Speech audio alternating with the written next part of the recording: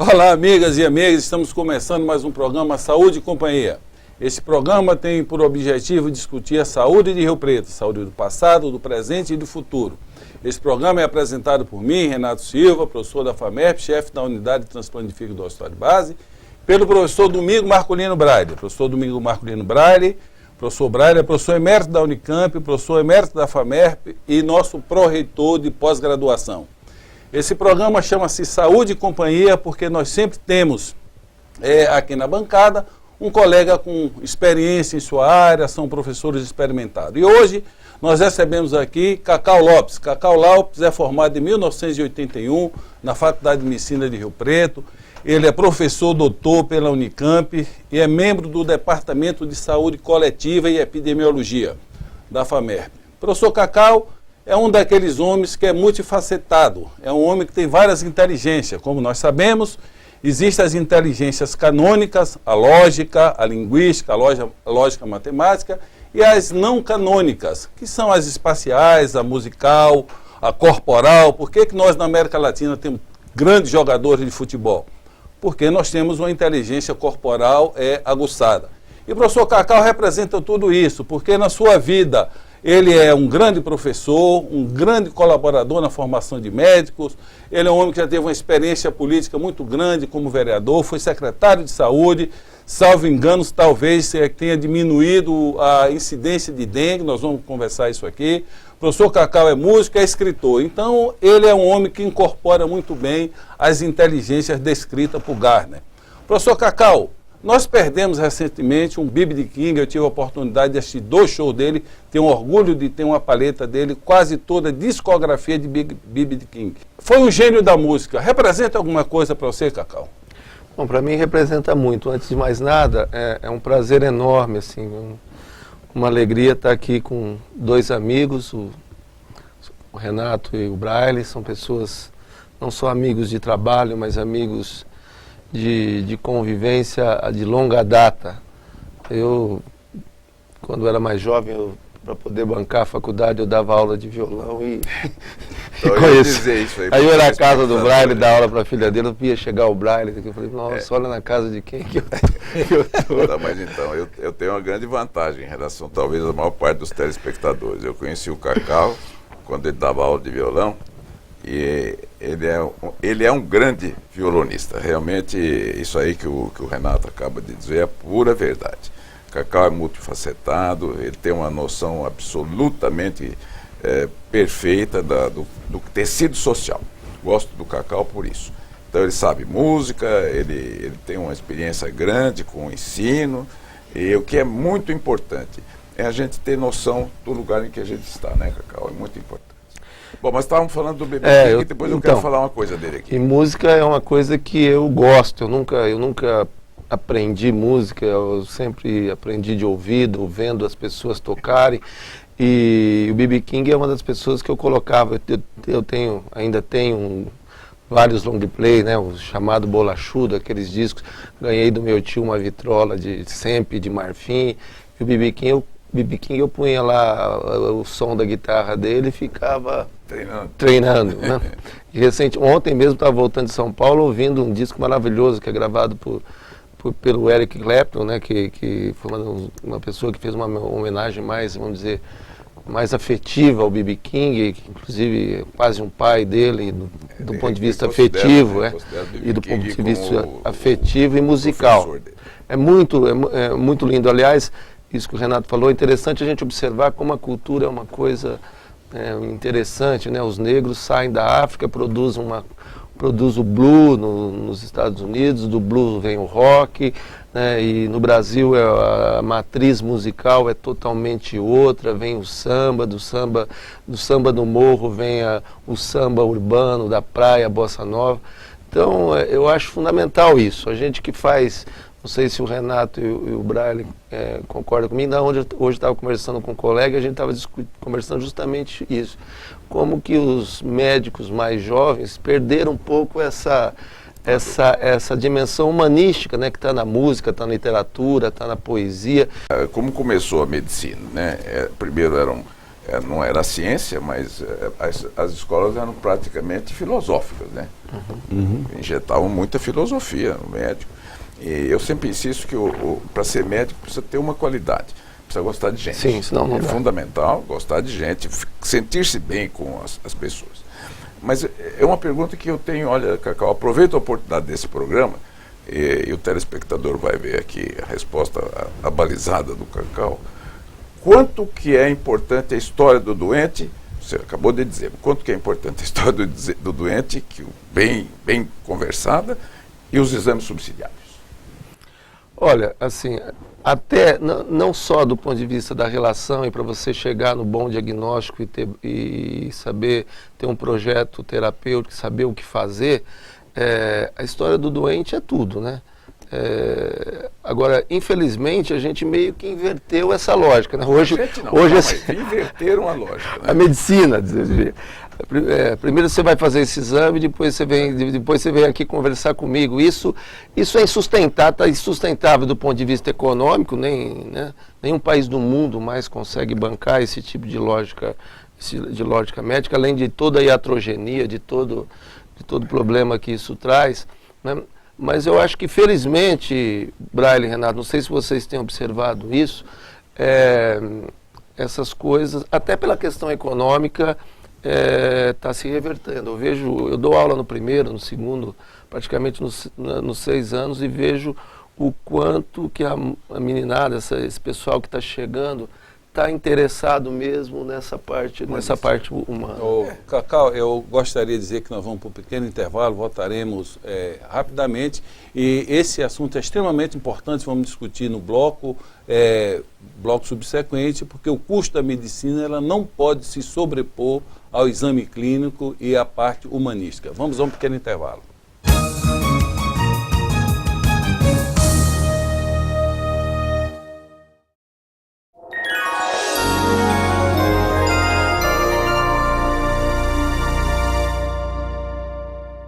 Viajar, divertir, correr, reencontrar, ousar. Aonde você for, viva o melhor da vida com a tranquilidade e proteção da Unimed Rio Preto. Faça seu plano e aproveite todas as vantagens que só a Unimed tem para você. Cuidar de você e de sua família, esse é o plano Unimed Rio Preto. Para que você possa compartilhar alegrias, experiências, novos desafios, sucesso, momentos especiais, qualidade de vida, nós compartilhamos com você a sua saúde. HB Saúde, o plano de saúde que está sempre ao seu lado.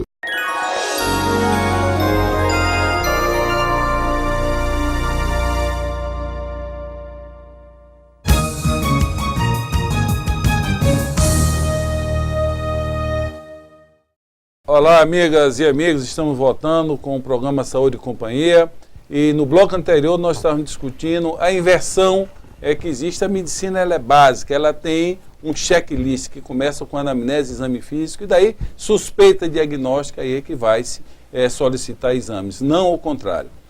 Cacau teve uma experiência de todas as qualidades que eu falei aqui de Cacau, tem uma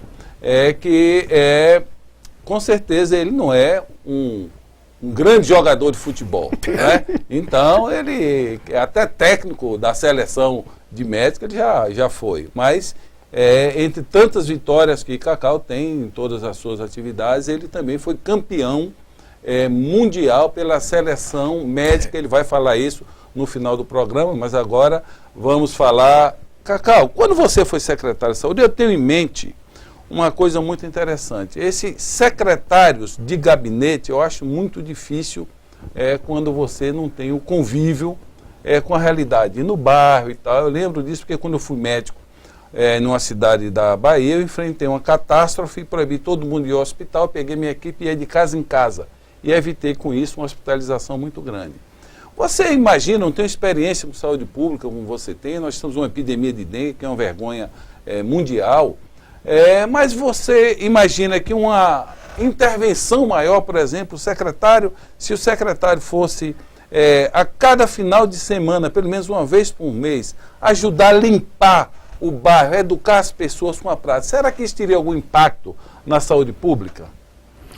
Olha, Renato, eu acho importante que você colocou, porque sempre na minha vida, desde que eu me formei aqui em 81, depois fui fazer residência em saúde pública na Unicamp, fui trabalhar na Secretaria de Saúde, e quando o grande mestre meu, que é o professor Nelson Rodrigues dos Santos, lá de Campinas, me chamou para trabalhar com ele, eu fiz questão de sempre trabalhar meio período na rede e meio período naquilo que a gente chama de nível central, daquilo que você está falando de gabinete. Porque eu acho que quando a gente perde a noção, tanto é que eu fiquei 1 ano no Ministério da Saúde, falei, eu não quero mais isso, vou embora, porque isso aqui entorta a alma, eu não consigo entender alguém que trabalhe com saúde, que fica só trancafiado dentro de uma sala, planejando, pensando, tem muita gente diagnosticando. assim, né, Cacau? Então, quando eu fui secretário aqui, tenho o maior orgulho, eu fui secretário aqui de 2001 a 2005, e toda a primeira parte da manhã eu andava a rede toda, né, e ia posto por posto, discutir, ver se estava tudo certo, aproveitava, conversava com a população na sala de espera, e à tarde ficava despachando, né. Tanto é que nessa questão específica da dengue, uma coisa que me orgulha muito, isso é só olhar os dados, foi o único período que a dengue só caiu em Rio Preto. Eu lembro que eu entrei em janeiro de 2001, a gente teve, aquele ano, 2.000 casos de dengue. Né? Porque vocês sabem que dengue a gente colhe o que a gente plantou no ano anterior, principalmente agora, né? Começa essa parte de outono, inverno, é a hora que a gente tem que prevenir. E daí para frente a gente só caiu. Eu lembro que quando eu saí inclusive a gente mudou o comportamento epidemiológico da doença aqui. Quando eu saí só tinha casos importados, e o ano que eu saí a gente teve só 5 casos. Depois daí foi a catástrofe que a gente teve. É claro que talvez eu tenha tido um pouco de sorte. Né? E tem esse trabalho diário. Eu digo, quer dizer, se você não dá o exemplo, se você não está no bairro, se você não está conversando com as pessoas, isso é uma coisa que eu faço e gosto de fazer, até hoje eu faço. Sexta-feira me chamaram para ir lá na cooperativa dos recicladores de lixo, falar sobre saúde. Semana passada eu estava lá na paróquia do São Diocleciano falando. Esses dias me chamaram para falar com os funcionários do Bezerra. No mês passado eu fui na Fundação Casa falar com os meninos lá. Quer dizer, isso para mim é revitalizante. Cada vez que eu vou num lugar desse, eu me sinto bem nisso. Então não dá para... Eu acho que hoje essas pessoas... e os médicos também, eu digo para os meus colegas médicos, não é perder tempo, 5 minutos antes de atender na unidade, vai na sala de espera, conversa com as pessoas, oriente as pessoas.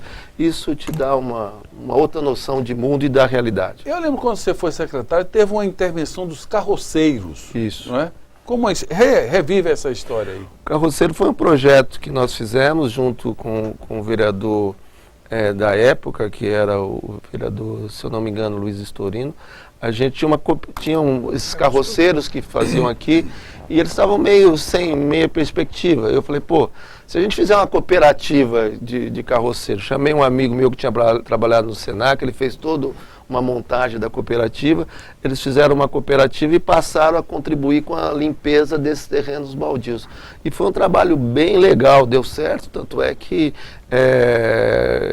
esse resultado desses 5 anos praticamente, a gente ter levado a dengue em Rio Preto a quase zero, um dos responsáveis foi esse trabalho junto com os carroceiros. Eu queria fazer um esclarecimento para o telespectador. O outro dia eu conversando com um paciente, eles não têm noção, Cacau, é interessante isso aí, Renato, que o transmissor da dengue é o homem.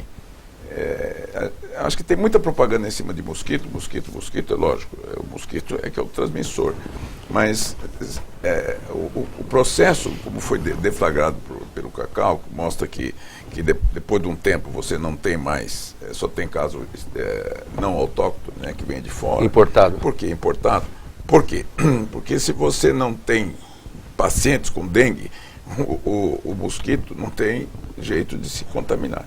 Então, Inclusive, Braille, é um problema sério isso aí. É meio causa e efeito, mas tem que saber. Quem é transmissor da dengue é o próprio homem. Então, quanto mais doente tem, é progressão geométrica, não acaba nunca, né? claro, inclusive isso eu acho que se a gente pudesse, inclusive, dizer alguma coisa para a prefeitura, a atual secretária de saúde, quer dizer, eu acho que a grande questão da dengue hoje é você fazer a vigilância do vírus, a vigilância do homem doente, né? Porque, de uma certa forma, o Brasil chegou ao absurdo. A gente erradicou a dengue, a febre amarela no início do século XX. Não tinha Aedes aqui, depois em 68 voltou. E eu diria que hoje é muito complicado você erradicar o mosquito. Mas uma das grandes coisas que a Prefeitura e a Secretaria de Saúde de Rio Preto perdeu, existia um trabalho muito legal feito pelo um virologista da Faculdade de Medicina, que é o professor Maurício, que a gente mapeava, começava lá em outubro, mapear a circulação do vírus na cidade. Então, a gente tinha, em unidade de saúde, evento sentinela, tinha febre, a gente fazia sorologia. E com isso a gente mapeava a circulação do vírus. Acho que essa é a grande, para mim, esse é o grande trabalho hoje para você poder enfrentar futuras epidemias. Além, é claro, do trabalho de limpeza, mas é muito mais eficaz. É muito mais eficaz você fazer a vigilância do vírus do que fazer a vigilância entomológica, né? A vigilância do mosquito. Ô, Cacau, nós vamos precisar ir para um intervalo. Eu gostaria de deixar duas questões. Primeiro, é muito bom fazer essa revisão da história, como você está fazendo aqui do passado. Então, eu vou deixar aqui duas questões. Se você assumisse a Secretaria de Saúde hoje, qual o erro que você não cometeria?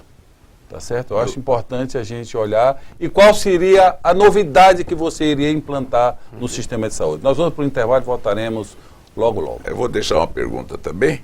Eu quero saber da vacina, porque eu tenho interesse pessoal com a vacina, porque quem desenvolveu aqui no Brasil é um professor meu muito querido. Então, o Cacau sabe muito mais do que a gente. Vamos ver o que ele acha da vacina, que é um jeito de a gente terminar realmente com essa epidemia.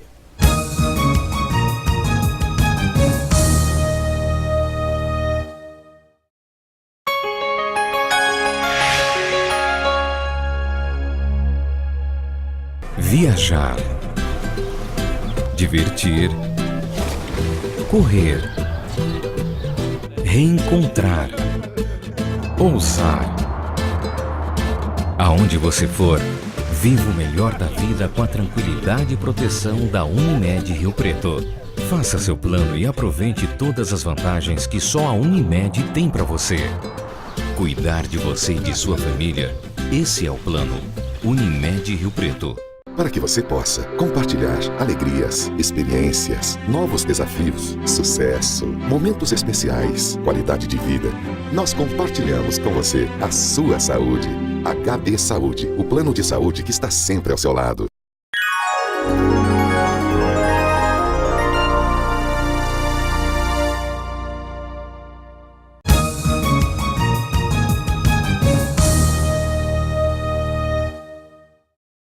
Olá, amigos e amigas, estamos voltando com o programa Saúde e Companhia, hoje com a presença agradável aqui de Cacau Lopes. E ficaram duas questões no ar para Cacau responder agora, duas minhas, um do Braille, para ele responder agora nesse intervalo. Por favor, Cacau.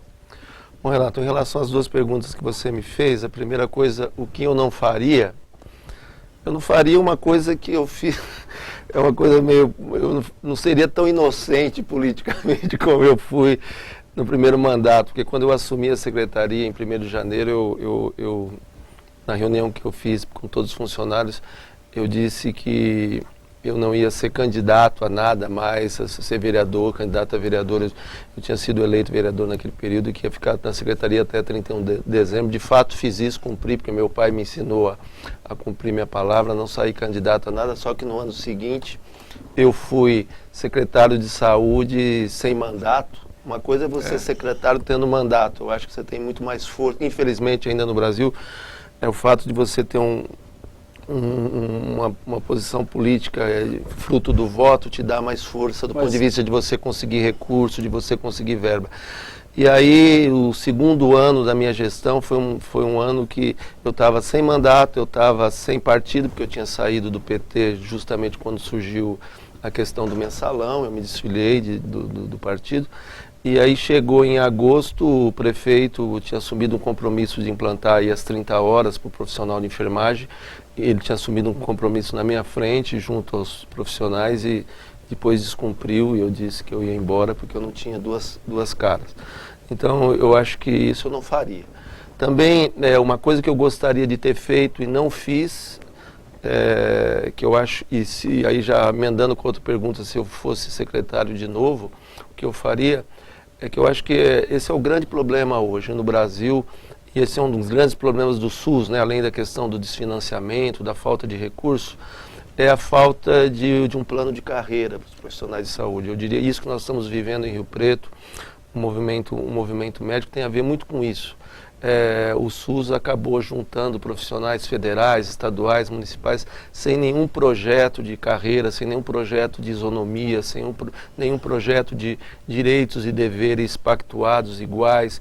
Então, eu acho essencial para a saúde poder dar certo nesse país e na nossa cidade, é você implantar um plano de carreira para os profissionais de saúde. E aí não é só médico, né? Os profissionais de saúde interessante, todos, né, Cacau, só para o telespectador entender bem o que é uma carreira, é o juiz de direito, promotor público, delegado, todos têm carreira.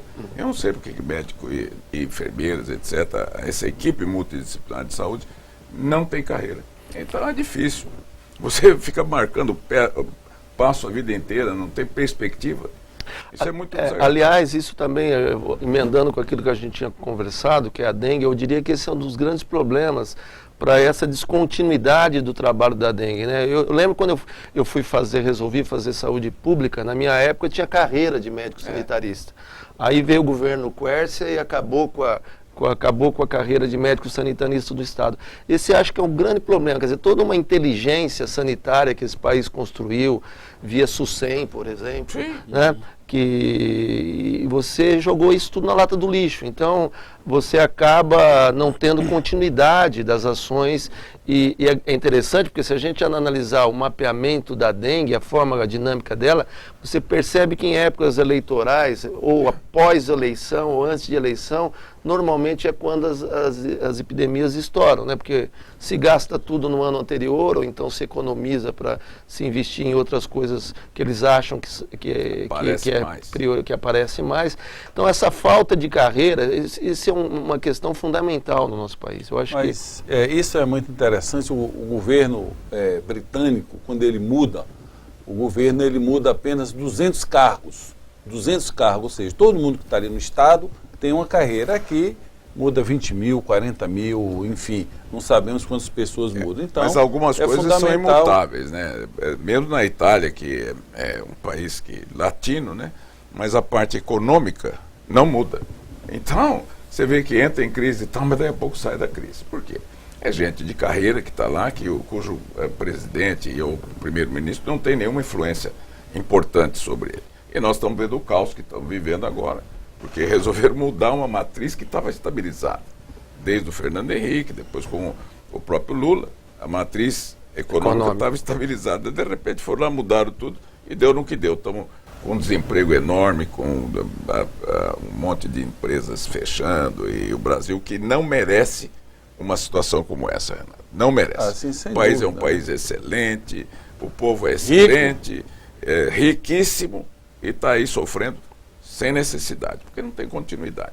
Como não tem continuidade na saúde pública e nem na outra saúde, né? Então, isso é gravíssimo. Mas não vamos esquecer da vacina, que eu estou muito interessado. Então, a questão da vacina, acho que todo mundo tem acompanhado aí, existem essas coisas, a gente percebe que aquilo que a gente chama de complexo médico industrial, né, indústria, e existe um jogo, na questão do HIV, entre laboratório francês, trabalhou muito com isso. Laboratório americano, e agora essa questão da vacina da dengue também, quer dizer, é um absurdo você ter uma vacina pronta no Brasil, sendo feita aqui, né, com toda a capacidade, com toda a competência, né, se é uma coisa que o Brasil ainda se mantém com excelência, são os poucos ainda institutos de pesquisa que se mantêm, e no entanto aí o governo está preferindo a Sanofi. Eu vou falar o nome aqui, porque a população tem que saber disso. Quem desenvolveu as vacinas brasileiras, são 2 vacinas brasileiras. Tem o pessoal do Instituto Manguinhos, que tradicionalmente fez todas as vacinas da varíola, de tudo quanto foi coisa aqui no Brasil. E tem o Butantan, que era um depósito de cobre, mas o Isaías Hall, que foi meu professor, e eu trabalhei diretamente com ele. Num outro programa, Renato, nós vamos falar disso aí, porque o Isaías Hall, quem sabe a gente consegue trazer, ele tem quase 90 anos, mas ele é uma pessoa brilhante. Tem uma frase dele que fica em minha porta no hospital. Função do professor não é ensinar, mas ensinar os alunos a aprenderem. É isso aí. Porque assim ele vai manter-se atualizado assim que eu aprendi o resto da vida. Coisas com ele. Imagina que no tempo ele tinha feito uma fundação, chamava-se Funbec. E sabe o que nós fazíamos, Renato? É incrível. Nós fazíamos um kit de física e um kit de química para distribuir nos colégios. De graça. Cacau, aproveitando essa pergunta de Braille, nós estamos no final do programa, eu gostaria que respondesse esta rapidamente e deixasse uma mensagem para o telespectador e 2 palavras apenas sobre o Projeto Rondon. É importante, qual você participou com os estudantes? Estamos no segundo, hein? Bom, com relação à vacina, ainda ontem eu estava assistindo uma entrevista com o Jarbas, que é a pessoa que cuida da dengue no Ministério da Saúde. Quer dizer, a vacina, na verdade, você vai ver de fato se ela funciona ou não na prática, né? O fato de ter 4 vírus, isso é uma complicação para a vacina. Quer dizer, eu diria que a vacina, ela, no meu modo de entender, ela é uma ferramenta a mais que pode se juntar à vigilância entomológica do mosquito e à vigilância do vírus e do paciente. Se essas 3 coisas foram feitas com continuidade, sem descanso, né? Porque o Brasil trabalha muito campanha, né? Tem época que você lembra disso, depois você esquece, um ano que agora nós estamos vivendo influenza, depois tem câncer de mama, depois tem câncer de paciente, não dá continuidade nas políticas. Dengue você resolve com continuidade, não pode desmontar a equipe, tem que trabalhar com isso. Bom, como mensagem, eu diria que eu sou uma pessoa otimista e realista e otimista, né? Eu vejo que nós temos tudo para essa capacidade, pegando até aquilo que o Renato disse no começo, essa inteligência nossa, latina, brasileira, né, que a gente anda meio assim de viés, como diz a música do Chico. Esse país é um país que tem a maior riqueza, que é esse povo misturado, esse povo criativo, e esse povo que, por mais se fala que não gosta de trabalhar, é um povo trabalhador pra caramba, né? Talvez seja um povo que mais trabalha no mundo. Trabalha 5 meses por ano só para o governo. Então, né? Eu tenho uma expectativa muito grande que a gente vai sair dessa situação de saúde que a gente está passando. Agora, é fundamental que a gente se mobilize, né? Nós também, no Brasil, temos essa mania de ser um pouco plateia, né? De esperar que as coisas... O público aqui no Brasil é meio plateia, mas nós precisamos sair para a rua, reivindicar nossos direitos, gritar nossos direitos e ter uma participação política efetiva no dia a dia mesmo, né? Exigindo, começando pela nossa cidade, né? Acho que à medida que a gente consiga melhorar a nossa cidade, a gente está dando uma contribuição muito grande. Quando eu pergunto por que são pobres, chamam-me de vermelho. Então, uma reflexão aí para esta semana, professor Braille. Eu acredito que esse programa tenha sido assim, extremamente esclarecedor, mas, por favor, mandem perguntas, porque também a gente não tem uma noção absoluta de quais são as dúvidas. Nós temos um canal apropriado para que vocês possam mandar perguntas, e assim nós podemos trazer o professor Cacau aqui muitas vezes. O Cacau é uma pessoa muito querida para a gente, para nós todos. Ele é muito querido pelos alunos. E eu acho que a mensagem que eu volto a deixar para vocês é o seguinte. Coincide com isso tudo que nós falamos hoje. É do meu eterno chefe, o professor Zerbini. Nada resiste ao trabalho, né, Cacau? Então é isso aí. Para você acabar com a dengue, precisa trabalhar. Não tem solução. E o trabalho diuturno de todo mundo, da sociedade como um todo. Então, fiquem com Deus e eu espero para a próxima semana estaremos aqui novamente. Paz e saúde.